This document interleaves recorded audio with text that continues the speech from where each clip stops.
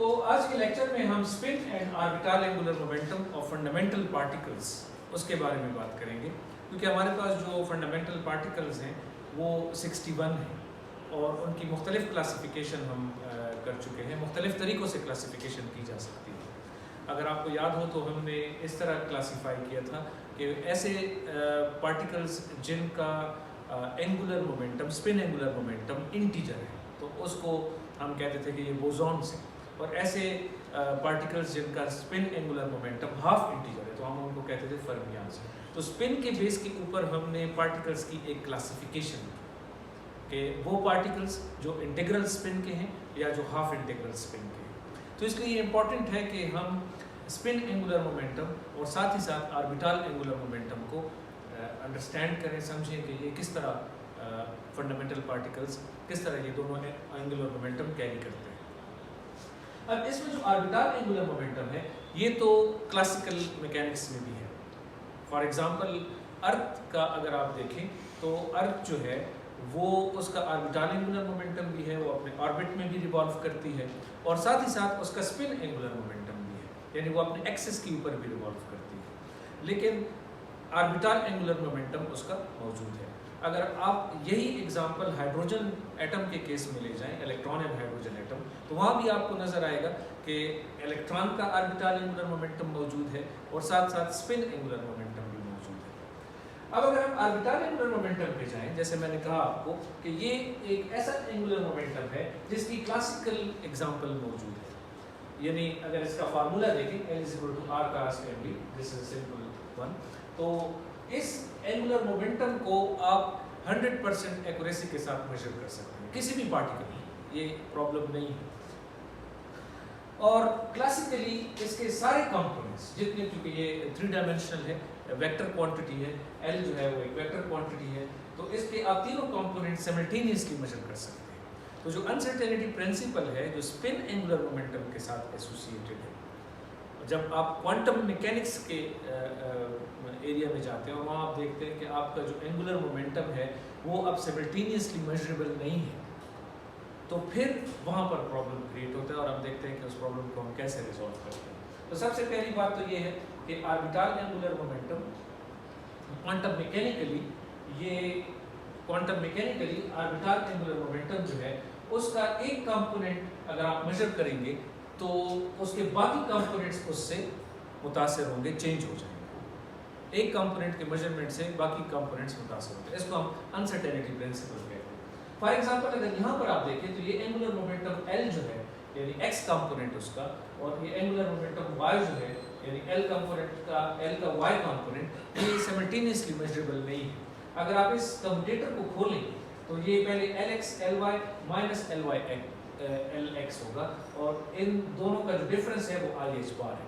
इसका मतलब ये है कि अगर मैं पहले Lx मेजर करूँ और फिर उसके बाद Ly मेजर करूँ और इसको मैं चेंज करूँ ऑर्डर को और पहले Ly करूँ और फिर Lx कर लूँ, तो जो डिफरेंस है वो 0 के बराबर नहीं है।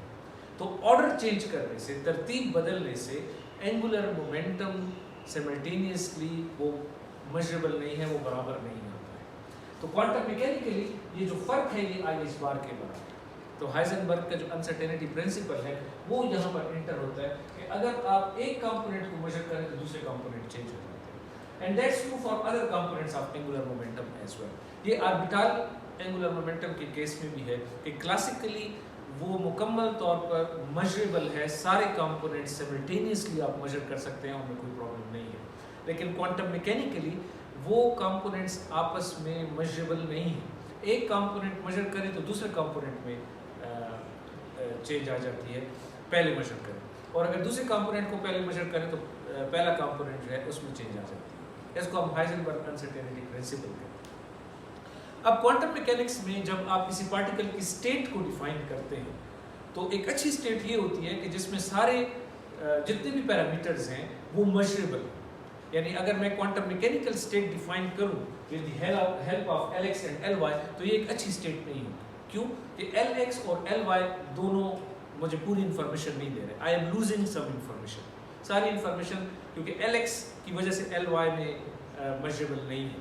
तो इसलिए हमें एक ऐसी स्टेट बनानी पड़ती है, एक ऐसे वेरिएबल उसमें शामिल करने पड़ते हैं कि जिसमें सारे के सारे सिमल्टेनियसली मेजरेबल हों 100% एक्यूरेसी के साथ। तो इसके लिए फिर इसका हल ये है कि बजाय इसके हम ऑर्बिटल एंगुलर मोमेंटम के कंपोनेंट्स आपस में एक स्टेट को डिफाइन करें, हम L² ले लेते हैं।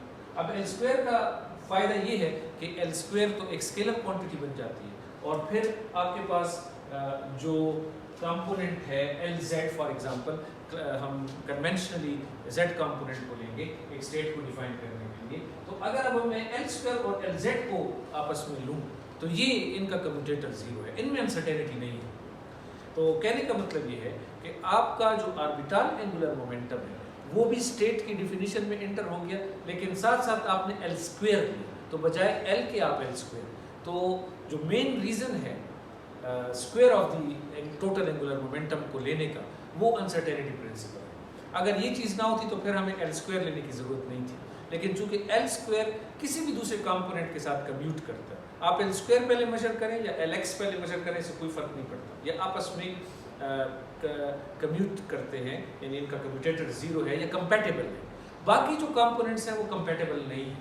तो पहली बात यह है कि जब हम स्टेट को डिफाइन करेंगे क्वांटम मैकेनिकली, एक पार्टिकल की स्टेट को डिफाइन करेंगे तो सबसे पहले तो हम ये लेंगे कि उसका L² लें और साथ में Lz लें। Lz कन्वेंशनल है, वरना आप Lx भी ले सकते हैं, Ly भी ले सकते हैं, इससे कोई फर्क नहीं पड़ता। अच्छा, अब चूंकि हमने ये फैसला कर लिया कि हमने L² लेना है, तो आपने क्वांटम मैकेनिक्स में देखा होगा कि अक्सर आपका वास्ता L² से पड़ता है और आप हैरान होते होंगे कि क्यों L² लेते हैं, उससे नंबर ऑफ स्टेट्स भी ज़्यादा हो जाती हैं, वो क्वांटाइजेशन भी सारी इंटर हो जाती है। तो उसकी वजह यही है कि हमारे ऊपर एक कंडीशन है, एक रिस्ट्रिक्शन है कि हम Lx और Ly साथ नहीं ट्रीट कर सकते, या कोई भी दो कंपोनेंट्स एंगुलर मोमेंटम के ऑर्बिटल एंगुलर मोमेंटम के एक साथ ट्रीट नहीं कर सकते because of the uncertainty principle.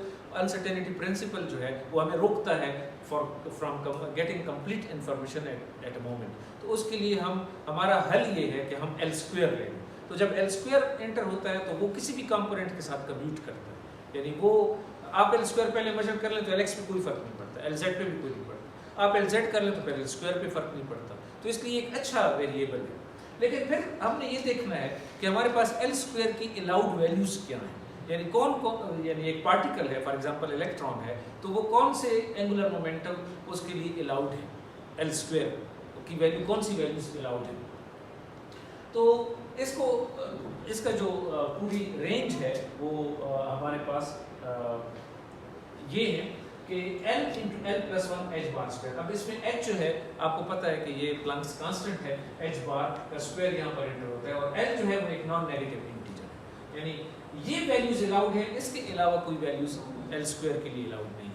ये इसकी आइगन वैल्यूज हैं, आप ये कह सकते हैं, क्योंकि ये तो ऑपरेटर की तरह एक्ट करता है, और जब एक फंक्शन पे एक्ट करता है और जो हमारे पास अलाउड वैल्यूज है वो ये अलाउड वैल्यूज है, और इसमें L की वैल्यू जो है वो 0, 1, 2, 3। तो अब आप देख रहे हैं कि ये सारी एक कंटिन्यूअस स्पेक्ट्रम नहीं है, ये नहीं है कि हर एक वैल्यू अलाउड है, तो बस पर्टिकुलर वैल्यूज अलाउड है। तो अगर मैं एक पार्टिकल का एंगुलर मोमेंटम लूँ, ऑर्बिटल एंगुलर मोमेंटम, और देखूं कि कौन कौन से ऑर्बिटल एंगुलर मोमेंटम वो कैरी कर सकते हैं, मसलन हाइड्रोजन एटम के अंदर इलेक्ट्रॉन है तो उसकी कौन कौन से ऑर्बिट्स में वो जा सकता है, तो वो यहाँ से डिटरमिन होगा कि ये वाले ऑर्बिट्स जो हैं वो अलाउड है और बाकी अलाउड नहीं है। और इसको अगर मैं ये जो ओरिएंटेशन है L की, जो इसी से हमारे पास आई है, तो अगर आप ये देखें तो ये बड़ा मशहूर प्लॉट है ओरिएंटेशंस का। अब आप इसमें देख सकते हैं कि हमारे पास 0 पे है h बार और -h बार, और 2h बार और -2h बार, और ये अलाउड z डायरेक्शन हमने देखा। तो अगर आप देखें तो ये वो अलाउड वैल्यूज हैं, या ये वो ओरिएंटेशंस हैं जो हमारे पास एक तरह से स्पेस क्वांटाइजेशन है हमारे पास, कि ये वो ओरिएंटेशंस हैं एंगुलर मोमेंटम के हिसाब से, ऑर्बिटल एंगुलर मोमेंटम के वो जो हमारा ऑर्बिट है वो किस तरह ओरिएंट कर सकते हैं अपने आप को, तो वो ओरिएंटेशंस आप देख रहे हैं यहाँ पर। अब यहाँ पर वैल्यूज जो हैं वो ml, जो कि एक मैग्नेटिक क्वांटम नंबर है, और लेकिन ये स्टिल L पे डिपेंड करता है, और हमारे पास इसकी जो अलाउड सेट ऑफ वैल्यूज है वो आप देखें ml एक इंटीजर है और वो -L to +L की रेंज में होगा, और आप देख सकते हैं कि ml की ये पॉसिबल वैल्यूज हैं। यानी कहने का मतलब ये है कि एक क्वांटाइजेशन हुई है और उस क्वांटाइजेशन से हमारे पास एक क्वांटम नंबर है, जैसे हम मैग्नेटिक ऑर्बिटल क्वांटम नंबर है, जो ये डिटरमिन कर रहा है कि आपके पास कितनी स्टेट्स हैं और वो वहाँ से वो स्टेट्स निकल के आती है, अलाउड वैल्यूज वहाँ से निकल के आती है। अब हम इसको यूज़ करेंगे ये जो 2l+1 पॉसिबिलिटीज़ हैं ऑल टुगेदर सब मिलाकर, तो अगर आपके पास l की वैल्यू हो तो l की वैल्यू से जो हमने l की वैल्यू दी है तो वो ये सारी पॉसिबिलिटीज़ जो हैं यहाँ पर मौजूद हैं। अच्छा, अब इसको हम यूज़ करेंगे स्पिन एंगुलर मोमेंटम, जो हमने क्लासिफिकेशन पार्टिकल फिजिक्स में क्लासिफिकेशन के लिए यूज़ करना है, हम इसी स्कीम को यूज़ करेंगे उसकी अलाउड वैल्यूज मालूम करने के लिए। तो स्पिन एंगुलर मोमेंटम ये फिर उसी तरीके से है कि आपके पास चूँकि s तो एक मेजरेबल चीज़ है, लेकिन सिमल्टेनियसली जब आप मेजर करेंगे तो s एक अच्छा नंबर नहीं है, तो हमारे पास s² होना चाहिए ताकि वो स्केलर बने और किसी भी एंगुलर मोमेंटम के कंपोनेंट के साथ कम्यूट करे, तो इसलिए यहाँ पर s² लिखा हुआ है। तो सिमिलरली s+1 h² होगा। लेकिन यहाँ पर आप देखिए एक फ़र्क आपको ऑर्बिटल एंगुलर मोमेंटम में और स्पिन एंगुलर मोमेंटम में एक फ़र्क आपको यहाँ पर वाज़ेह नजर आएगा।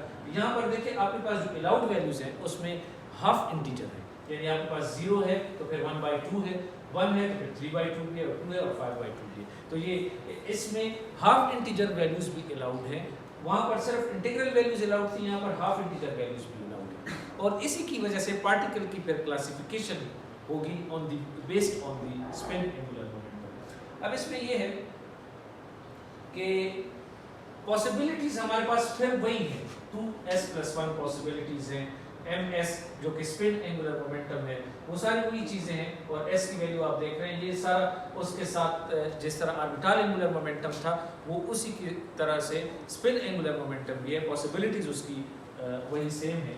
अब जो हमारी बात है कि जो क्लासिफिकेशन है, आप यहाँ पर अब क्लासिफिकेशन पे हम आ गए हैं। हमारे पास अब देखें दो तरह के पार्टिकल्स हैं, एक कंपोजिट पार्टिकल्स हैं और एक एलिमेंट्री या फंडामेंटल पार्टिकल्स हैं। यहाँ पर आप देखें कि जो बोसॉन्स हैं जो कि इंटीजर उनका स्पिन है, इंटीजर स्पिन है, तो वहाँ पर आप देखें तो हमारे पास स्पिन 0 के पार्टिकल्स हैं और स्पिन 1 के पार्टिकल्स हैं, और वो पार्टिकल जो फर्मियंस हैं यानी जो फर्मी डायराक स्टैटिस्टिक्स ओबे करते हैं, और वो हाफ इंटीजर के स्पिन है, तो उसमें स्पिन हाफ के पार्टिकल्स हैं और स्पिन 3/2 के भी पार्टिकल्स हमारे पास मौजूद है। ऐसे पार्टिकल्स हैं जिनका स्पिन 3/2 है। अब एलिमेंट्री में आप जाएं तो आपके पास देखिए स्पिन 0 में आपके पास कोई बोसॉन नहीं है, लेकिन मेडिएटर्स में फिर आपके पास स्पिन 1 के, मसलन फोटॉन है, ये स्पिन 1 के पार्टिकल्स हैं। लेकिन एलिमेंट्री पार्टिकल्स में फिर क्वार्क्स और इलेक्ट्रॉन्स जो हैं, जितने भी इलेक्ट्रॉन है यानी इलेक्ट्रॉन है, इलेक्ट्रॉन के न्यूट्रिनो है, टॉ का न्यूट्रिनो है, म्यूऑन है, म्यूऑन का न्यूट्रिनो, 6 इलेक्ट्रॉन्स हैं और 6 क्वार्क्स हैं, और फिर उनके एंटी क्वार्क्स हैं। ये सब के सब स्पिन हाफ के पार्टिकल्स हैं, लेकिन स्पिन 3/2 का कोई फंडामेंटल पार्टिकल नहीं है। तो जो हमारे पास 61 फंडामेंटल पार्टिकल्स हैं उसमें से क्वार्क्स और इलेक्ट्रॉन ये स्पिन हाफ के हैं, और मेडिएटर्स जो हैं वो स्पिन 1 के हैं, स्पिन 0 और ये चीज़ें हमारे पास वहाँ मौजूद हैं। लेकिन कंपोजिट पार्टिकल्स में आप देखें तो बारियन कपलेट जो हमने देखा था ये वो सारे 3/2 के पार्टिकल्स हैं। सिमिलरली बारियन ऑक्टेट जो है स्पिन हाफ के हैं, वेक्टर मीज़ान्स जो हैं ये आपके पास स्पिन 1 के पार्टिकल्स हैं, ये हैं, और सूडोस्केलर मीज़ान्स। तो इस तरह आपने देखा कि बेस्ड ऑन द स्पिन हम पार्टिकल्स की बाकायदा एक क्लासिफिकेशन कर सकते हैं, कि क्योंकि पार्टिकल्स की क्लासिफिकेशन के बहुत सारे तरीके हैं, ठीक है। एक तो आपने किया था कि आपको याद हो कि इलेक्ट्रॉन्स और क्वार्क्स, एक इलेक्ट्रॉनिक फैमिली है जो कि स्ट्रॉन्ग फोर्स फील नहीं करती, और एक क्वार्क की फैमिली है जो कि स्ट्रॉन्ग फोर्स फील करती है। फिर मेडिएटर्स हैं जो उनके दरमियान फोर्स को मेडिएट करते हैं। तो एक तो क्लासिफिकेशन की स्कीम आप इस बेस पे कर सकते हैं, लेकिन एक आप स्पिन के बेसिस पे भी एक क्लासिफिकेशन कर सकते हैं, जो अभी हमने की है कि classification based on the spin. तो जो स्पिन एंगुलर मोमेंटम है जिसको हमने डेवलप किया, ऑर्बिटल एंगुलर मोमेंटम से हमने उसकी देखी कि उसकी वैल्यूज किस तरह आएंगी, क्योंकि स्पिन जो है ये इसका क्लासिकल काउंटर पार्ट नहीं है। ऑर्बिटल एंगुलर मोमेंटम में इसका क्लासिकल काउंटर पार्ट है, लेकिन स्पिन एंगुलर मोमेंटम का क्लासिकल काउंटर पार्ट नहीं है। तो वहाँ पर आप देखें कि इस स्पिन को उठाकर हमने किस तरह पार्टिकल्स को क्लासिफाई किया, और यूजुअली आपको ये क्लासिफिकेशन जो है वो बुक्स में मिलेगी। अच्छा, इसके बाद एक इम्पॉर्टेंट टॉपिक जो है इसी के साथ रिलेटेड, वो है एडिशन ऑफ एंगुलर मोमेंटम। आप दो एंगुलर मोमेंटम को जनरली ऐड कर सकते हैं, जैसे यहाँ देखें J1 + J2। अब ये J1 जो है हो सकता है कि ये ऑर्बिटल एंगुलर मोमेंटम हो, और ये J2 जो है ये स्पिन एंगुलर मोमेंटम। तो आप स्पिन और ऑर्बिटल एंगुलर मोमेंटम को मिलाकर ऐड करके एक टोटल एंगुलर मोमेंटम भी बना सकते हैं। जैसे आप, और ये भी हो सकता है कि आप दो स्पिन एंगुलर मोमेंटम को ऐड कर लें, दो ऑर्बिटल एंगुलर मोमेंटम, लेकिन एडिशन पॉसिबल है, आप एंगुलर मोमेंटम्स को इस तरह ऐड कर सकते हैं। और अब एक और इम्पॉर्टेंट चीज़ जो यहाँ पर है हमारे पास, वो है कि जब भी पार्टिकल फिजिक्स में हम ब्रैकेट नोटेशन में जब स्टेट लिखेंगे, पार्टिकल की एक स्टेट लिखेंगे, तो वो इस तरह लिखेंगे जिसमें ये आइगन वैल्यू है और ये उसका क्वांटम नंबर है, वो इस तरह स्टेट को इस तरह स्पेसिफाई करेंगे। तो आपको एक स्टेट को रीड ऑफ करना आता हो कि एक, अगर फॉर एग्जांपल आपके पास एक स्टेट लिखी हुई है 3-1 की स्टेट, ऑर्बिटल स्टेट लिखी हुई है, तो आपको ये पता हो ये 3 जो है ये L की वैल्यू है और ml जो है वो इसका -1 जो है ये एक्चुअली ml की वैल्यू है। तो ये स्टेट डिफाइन, क्योंकि जो स्टेट है एक पार्टिकल की स्टेट, इसको विद 100% एक्यूरेसी के साथ और एक ऐसे पैरामीटर्स के साथ आप हम रिप्रेजेंटेशन लाते हैं जो कि सिमल्टेनियसली मेजरेबल हो और उससे हमें एक इन्फॉर्मेशन मिले। तो बाज़ औक़ात ऐसा होता है कि जब आप एक स्टेट रीड करते हैं तो आपको अंदाज़ा नहीं हो रहा होता कि इसका क्या मतलब है। मिसाल के तौर पर अगर मेरे पास एक स्पिन स्टेट लिखी है 1/2 तो इसका क्या मतलब है? इसका मतलब ये है कि वो स्पिन 1/2 में है और उसका एमएस भी 1/2 है। तो इस तरीके से हम किसी स्टेट को रीड ऑफ करते हैं और फिर मुख्तलिफ प्रॉब्लम्स में हम इनको ऐड भी कर सकते हैं। मिसाल के तौर पर अगर अभी मैं इन स्टेट्स को ऐड करूं तो आप देखें, अगर ये J1 M1 है और J2 M2 है, तो M जो है मैं इसको ऐड करके M1 + M2, ये देखें दोनों को अगर मैं इनका टोटल वो निकालना चाहूँ तो M और M12 को इस तरह, और ये फिर J की जो है वो पॉसिबल वैल्यूज है। यानी कहने का मतलब ये है कि आप पार्टिकल्स को क्लासिफाई कर सकते हैं based on their spin angular momentum, और उसके बेस के ऊपर जो इनकी क्लासिफिकेशन है वो दो बड़े ग्रुप्स में है, एक बोसॉन्स और एक फर्मियंस। और बोसॉन्स वो पार्टिकल्स हैं जिनके स्पिन इंटीग्रल है और फर्मियंस वो हैं जिनके स्पिन हाफ इंटीग्रल है। और इस तरीके से लेप्टॉन और क्वार्क एक ही स्टेट में फर्मियंस हैं और मेडिएटर्स जो हैं वो बोसॉन्स हैं, वो उसमें चले जाते हैं। तो और फिर हम इनकी स्टेट्स को भी स्पिन के ज़रिए से रिप्रेजेंट कर सकते हैं।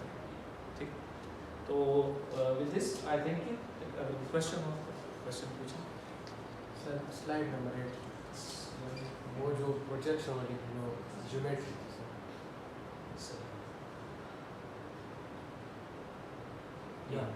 सर यहाँ पे ये है कि two components of angular momentum को हम साइमल्टेनियसली मेजर नहीं कर सकते ड्यू टू अनसर्टेनिटी प्रिंसिपल। तो फिर ये हम क्यों नहीं मेजर कर सकते, इसका ओरिजिन क्या है? सही। असल में अनसर्टेनिटी प्रिंसिपल आपको ये बताता है कि जो ऑर्डर है, यानी क्वांटम मैकेनिक्स में जब आप मेजरमेंट करते हैं तो मेजरमेंट इंटरेक्ट करती है सिस्टम के साथ, यानी पार्टिकल के साथ फॉर एग्जांपल। तो आपकी मेजरमेंट की वजह से उसकी स्टेट चेंज हो जाती है। यानी इसकी मिसाल ऐसे है कि अगर एक पार्टिकल है और उसका एक ऑर्बिटल एंगुलर मोमेंटम है, अब मैंने मेजरमेंट की लेकिन मेरी मेजरमेंट की वजह से उसका मोमेंटम चेंज होगी, ठीक है। अब जब आप एक और मेजरमेंट कर रहे हैं, लेट्स से Lx आपने पहले मेजर किया है, अब आप Ly मेजर कर रहे हैं, लेकिन ये तो उसी स्टेट में तो नहीं है। अगर आपने Lx मेजर ना किया होता तो Ly तो कुछ और वैल्यू होती, क्योंकि वो पिछली स्टेट में थी। लेट्स से स्टेट नंबर 1 में Ly कुछ और है और स्टेट नंबर 2 में Ly कुछ और है। आपने स्टेट नंबर 1 में जब Lx मेजर किया तो ये इधर चला गया, स्टेट नंबर 2 में चला गया। अब Ly की वैल्यू कुछ और है, यानी आपकी मेजरमेंट की वजह से, चूँकि क्वांटम मैकेनिक्स में मेजरमेंट इंटरेक्ट करती है सिस्टम के साथ, तो आपकी मेजरमेंट की वजह से वो डिफरेंट स्टेट में है। अगर आप मेजरमेंट ना करते तो वो पहली स्टेट में होता, आपको Ly की वैल्यू डिफरेंट मिलती। आपने मेजरमेंट कर ली है Lx की, अब वो डिफरेंट स्टेट में। इस तरीके से अगर आप Ly मेजर करेंगे तो Lx डिफरेंट स्टेट में चला जाएगा। तो ये आपस में कंपेटेबल नहीं है, ठीक है। ऑल्दो हैविंग सेड दिस, इसका एक राउंड मतलब इसको आप काउंटर कर सकते हैं वीक मेजरमेंट्स के जरिए से। यानी आइडिया ये है कि अगर हम यूँ करें कि एक सिस्टम को मेजर तो करें लेकिन इतना वीकली मेजर करें कि वो उसमें इतनी चेंज ना आए, लेकिन मसला ये है कि फिर आपको इन्फॉर्मेशन भी कम मिलेगी।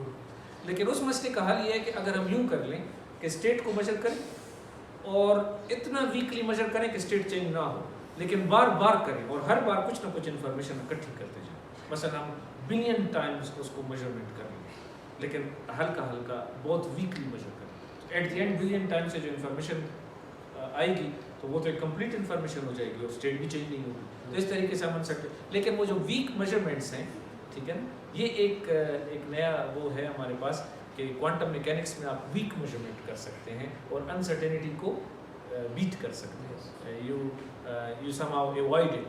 लेकिन उसके फिर अपने प्रॉब्लम्स हैं, आप इतना मतलब है उसके, लेकिन एक तरह से ये है।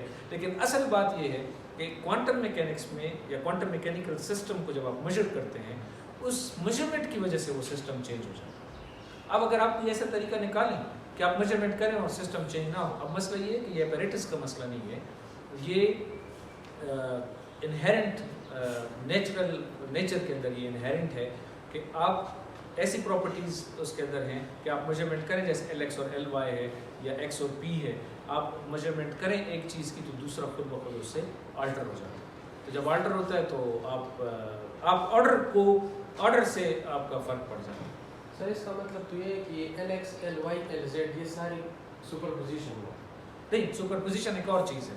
सुपरपोजिशन में तो यानी एक तरह से रिलेटेड है। सुपरपोजिशन का मतलब ये है कि आप हाँ आपके पास दो स्टेट्स हैं और दो स्टेट्स जो हैं आपको पता नहीं है कि ये स्टेट 1 में है या स्टेट 2 में है, और तो आप कह सकते हैं कि ये ओवरऑल दोनों की सुपरपोजिशन है। जैसे श्रोडिंगर कैट की एग्जांपल हम लेते हैं कि अगर कैट इनसाइड उसने जहर खा लिया है तो वो डेड है, नहीं खाया तो वो अलाइव है। जब तक आप खोल के देखेंगे नहीं तो वो आपको पता नहीं है, तो हम कहते हैं ये दोनों की सुपरपोजिशन में है। जब तक आप खोल के देखेंगे कैट को, वो कोलैप्स हो जाएगी, उसको हमको वेव फंक्शन कोलैप्स कहते हैं। लेकिन वो एक डिफरेंट चीज़ है। मेजरमेंट एक अलग चीज़ है, यानी रिलेटेड तो हैं कि आपने वो दरवाज़ा खोला तो आपने मेजरमेंट की है ना, तो वो कोलैप्स हो गया। मेजरमेंट से पहले वो उनकी सुपरपोजिशन में। लेकिन स्टेट का आपस में सुपरपोजिशन में होना और किसी एक प्रॉपर्टी का सिमल्टेनियसली मेजरमेंट ना करना, ये मतलब है कि एक तरह से बिल्कुल एग्जैक्टली एक चीज़ नहीं।